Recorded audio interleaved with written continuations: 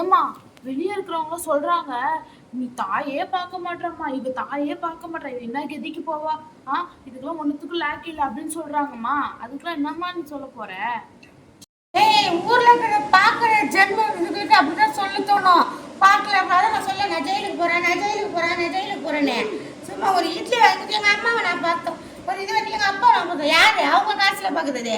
நான் கொடுத்துட்டு தான் வரணும் எங்க அம்மா அப்பாவுக்கு போய் தாய் தகப்பனுக்கு. அதனால என் தாய் தகப்ப ஆசீர்வாதம் எனக்கு எப்போ இருக்கும். இங்க வீட்டுல இருந்தா கூட என் தாயை பத்தி நான் ஜெபம் பண்ணும்போது அவங்கள எல்லா தீய சக்தியில இருக்குது அவங்கள நீங்க தான்ப்பா காப்பாற்றணும்னு வேண்டுவேன். ஏன்னா எங்க அப்பா இருக்கிற வரைக்கும் எங்க அப்பா எங்க அம்மாவை பார்த்துட்டாரு, யாரையும் நம்ப மாட்டாரு. என் வீட்டுக்கு வந்து எங்கிட்டே சொல்லுவாரு, எங்க அம்மாவை தான் எனக்கு நான் எது இருந்தாலும் பசங்களுக்கும் நம்ப மாட்டேன். எங்க வீட்லயே வந்து சொல்லுவாரு எங்கப்பா எங்கிட்ட, ஏய் எனக்கு ஃபர்ஸ்ட் உங்க அம்மா தான் முக்கியம். நாங்க ஒரு இது சொன்னா கூட எப்ப ஏன்ப்பா அவங்களை எதுவுமே பண்ண, உங்க அம்மா தான் எனக்கு முக்கியம். ஏன்னா அவர் வந்து எங்க அம்மாவுக்கு துணையா இருந்தா அந்த டேட்ல இருந்தோம். ஏன்னா நான் வந்து அவங்க கூட இருந்து பார்த்துருக்கேன் கல்யாணம் ஆனதுலேருந்து. அதனால வந்து அவங்க வந்து எங்கள் வீட்டுக்கு வந்து சொல்லுவார். இப்போ வந்து எங்கள் அப்பா இதுவாகிட்டனால எங்கள் அம்மாவுக்கு வந்து எந்த ஆதரவும் கிடையாது.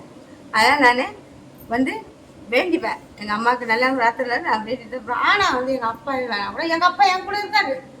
நான் எப்படி இருக்கிறேன் எங்கள் அப்பா எழுந்ததுலேருந்து என்னை எப்படி வச்சுக்கிறாரு எங்கள் அப்பா தங்கம் போல. அவர் எங்கள் வீட்டில் தான் இருக்காரு. அவரை நினச்சி நானே தினைக்கும் அம்மாவாசையில் தண்ணி வைப்பேன். வந்து குடிச்சிட்டு போவார், என் கனவுல வருவார், என்கிட்ட பேசுவார், என்கிட்ட எவ்வளோ விஷயம் சொல்லிக்கிறாரு. எங்கள் அம்மாவை அப்படியே விட மாட்டார் எங்கள் அப்பா. அவர் சொல்ல, அப்பா நீ இருக்கும் போது ராத்திரி எங்கள் கவலை இல்லாத இருந்தோம், ஏன்னா அம்மாவுக்கு துணையாக இருந்தீங்கன்னு. இப்போ வந்து நீங்கள் வந்து போயிட்டுனாலும் இப்போ வந்து உங்களை தான் நான் வேணுங்க, அப்பா ராத்திரியில் அம்மாவுக்கு துணையாக இருங்கப்பா, ஏன்னா யாரும் இல்லை துணையானு. என்னால் முடிஞ்சிச்சுன்னா நல்லா இருந்துச்சுன்னா அவங்க நடக்கிற மாதிரி இருந்தால் கூட நான் பார்த்துட்டு இருப்பேன்.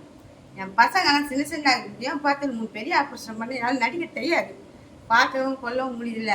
ஏன்னா அவங்க காசை நாங்கள் ஒரு பொழுதும் வாங்கி தின்னதில்லை, நான் கொடுத்துட்டு தான் வந்திருப்பேன். மீறி எவ்வளோ கொடுப்பேன், எங்கள் அப்பா கொடுத்துக்கிறேன் பார்க்கறதுக்கு. அப்பா பாருங்கப்பா சந்தோஷம், அவங்களுடைய ஆசீர்வாதம் நான் நல்லா இருப்பேன். ஏன் இங்கே நல்லா தான் இருக்கிறேன். எங்கள் அப்பாவுடைய ஆசீர்வாதம் எங்கள் அம்மாவுடைய ஆசீர்வாதம் நான் நல்லா தான் இருப்பேன்.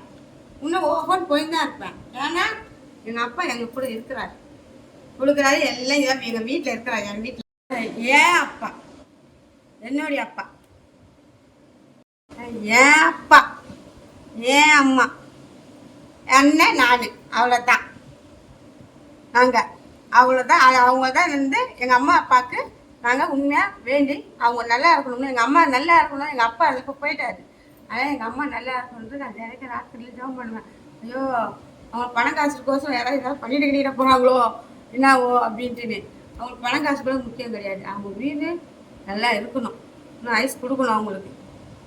எங்கள் அப்பாட்ட நான் சாப்பாடு ஆக்கும்போது எது இருந்தாலும் அங்கேயே சொல்லுவார் அவர் வந்து, உங்கள் அம்மா பசி தாங்க மாட்டாமா, சீக்கிரமா சாப்பாடுன்னு எங்கிட்ட அங்கே வந்து கேட்பார். குழம்பு வாங்க வருமா எங்கிட்ட வருவார், பேச கொள்ள வாமான்ட்டுன்னு, கொடுமா சீக்கிரமா உங்கள் அம்மா. அப்போ எங்கள் அம்மா மேலே எங்கள் அப்பாவுக்கு இன்னும் அன்பு இருக்குது, இன்னும் இருக்குது.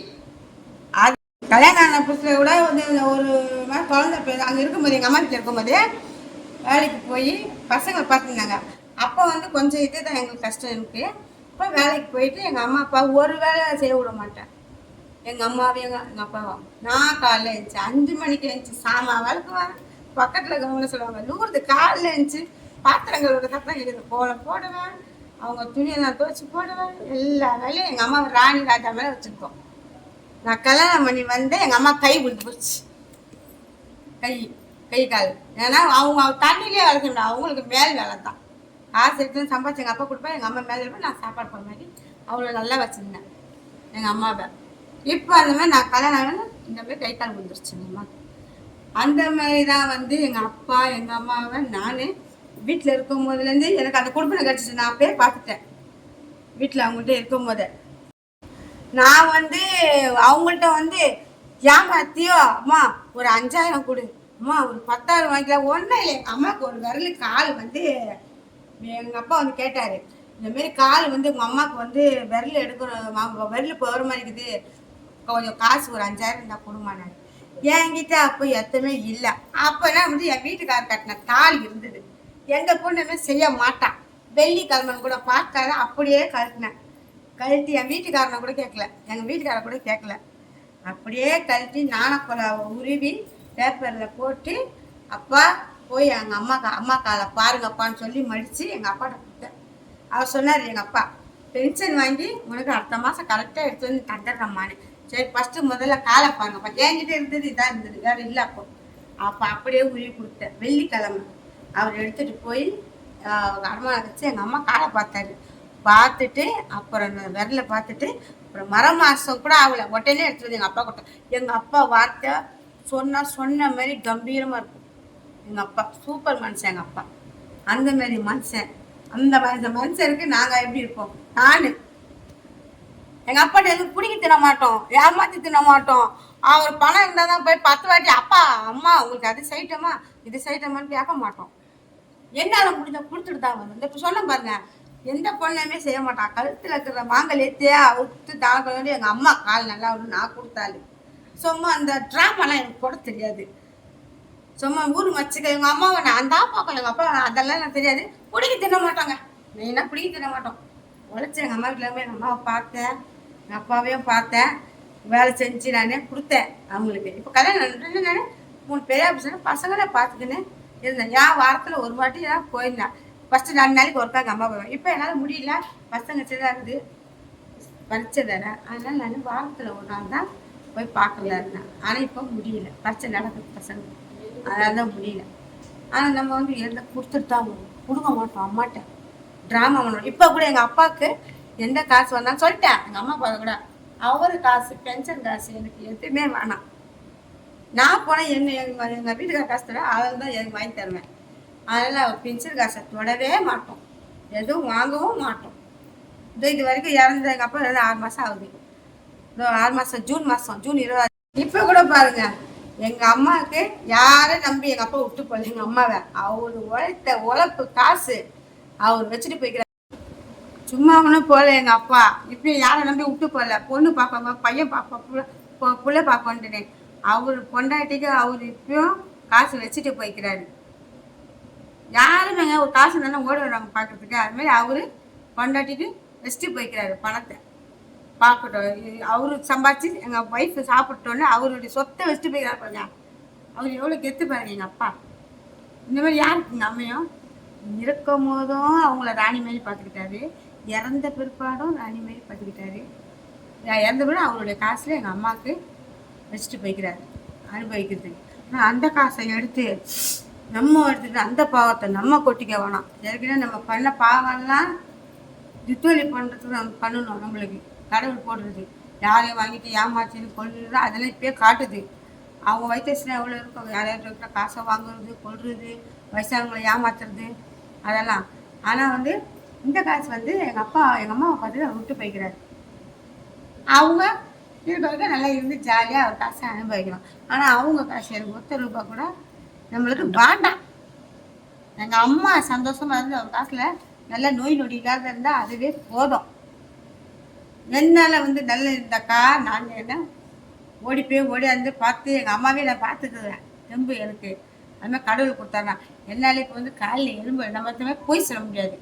படுத்துக்குன்னு ஃப்ரைட் ரைஸ் வாங்கிட்டு வா, மாத்திரை வாங்கிட்டு வா, எனக்கு கேராகுது, மயக்கமாகுது, அப்படியே படுக்க முடியாது. நம்ம என்ன கால் வலி இருந்தாலும் நம்ம வீட்டில் வேலை செஞ்சுட்டு பசங்களையும் பார்த்துக்கின்னு கடவுளுக்கு ஃபீல் பண்ணினா உண்மையாக கணவருக்கு உண்மையாக இருந்து வரும். மற்ற மாதிரி ட்ராமா போட்டுட்டு கணவர் தூங்கும் போது இங்கே போய் இதை பார்த்துட்டு அங்கே தூங்கும், இங்கே போய் பார்த்துட்டு நான் இது பண்ணுறேன் ஜாலியாக இப்படி ஹாயாக டாச்சா போட்டுனா நமக்கு நடிக்க தெரியாது. உடம்பு நோவாத பார்க்குற வேலை இது. உடம்பு நோவாத ஓசியில் அடுத்தவங்க வயிற்றுல கொட்டிக்க கூடாதுங்க. எப்பவுமே நம்ம உழைச்ச கஷ்டம் நம்மள்ட்ட நிற்கும். அதேமாதிரி எங்கள் அப்பா இறந்த பிற்பாடும் என் கூட இருக்கிறாரு. எங்கள் அப்பா இருக்கும்போது என்னை எப்படி வச்சுக்கிறாருன்னு எல்லாத்துக்குமே தெரியும். நான் எப்படி இருக்கேன்னு கடவுளே நம்ம பக்கம் இருக்கிற எங்கள் அப்பா என் பக்கம் இருக்கிறாரு. எல்லாமே எங்கள் வீட்டிலே இருக்கிறாரு. எங்கள் அப்பா என் கூட இருக்கிறதா செய்கிறாரு. நான் கண்ணால் பார்க்குறேன். எங்கள் அப்பாவை சமையல் செய்யும்போது சரி கண்ணால் பார்க்குறாரு. அவர் என்ன தண்ணி குடிக்க தண்ணி தான் கேட்பார். எங்கள் வீட்டுக்கு வந்தால் அதை வைப்பேன், குடிச்சிட்டு போவார். வெள்ளி செவ்வாழை கழுவி மாற்றி அவர் திருப்பி தண்ணி குடிச்சிட்டு போவார். அவர் என்ன சாக்லேட்டு பல்சு மிட்டாய் சாப்பிட்றாரு, அதுவும் வாங்கி வைப்பேன். எல்லாமே பண்ணுவார். என் கூட தான் அவர் நடமாடுறது. நான் உட்காந்துக்கும் போது போவார் வருவார், பார்த்து தான் இருப்பேன். எங்கள் அப்பா எனக்கு துணையாக இருப்பார். இன்னமும் என் பசங்களுக்கு எனக்கும் இருப்பார். எங்களுக்கு அதுவே இருந்தால் போதும். அவர் சொத்தெல்லாம் வேணாம் எதுவும். எங்கள் அம்மா நோய் நொடியில் இருந்தால் அதுக்கு ரொம்ப நன்றி. எங்கள் அம்மா நோய் நொடி இல்லாத இருக்கணும். எங்கள் அப்பாவுடைய ஆசீர்வாதம் எங்கள் அம்மாவுக்கு இருக்கணும். எங்கள் அண்ணன் நான் 2 பேரும் நாங்கள் அவருடைய ஆசீர்வாதத்தில் நல்லா இருக்கணும். இதோட இந்த வீடியோ முடிச்சுக்கிறோம். இது ஃபுல் வீடியோ வேணும்னா உங்களுக்கு சேனலில் நாங்கள் லிங்க் பண்ணி விட்றோம், பாருங்கள். இந்த வீடியோ உங்களுக்கு பிடிச்சிருந்தா லைக் பண்ணுங்கள், ஷேர் பண்ணுங்கள், சப்ஸ்கிரைப் பண்ணுங்கள். ஒன்று சொல்ல மறந்துட்டேன். அப்புறமேல கேத்ரின், நான் ஒன்று சொல்கிறேன்.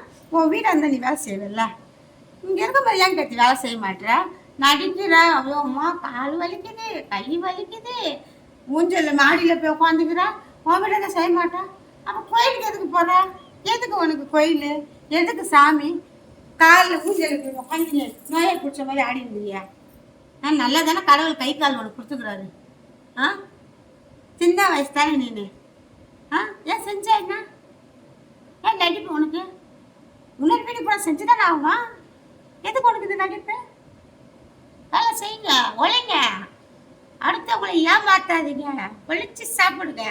எவ்வளோ நாளைக்கு இந்த ட்ராமா உங்களுக்கு நீடி கொண்டி உழைச்சி இருங்க. கடவுளுக்கு அதான் பிடிக்கும், மக்களுக்கு அதான் பிடிக்கும். உழைச்சி நேர்மையாக இருக்கணும், ட்ராமா பண்ணக்கூடாது. அப்படி இருக்கவங்க கோயிலில் கடவுளை ஏற்றுப்பாரு. நான் எப்படி பாரு, அப்பத்துலேருந்து ஏதாவது தில்லுமுள்ள வேலை பண்ணால் நான் நல்லா இருக்க முடியுமா?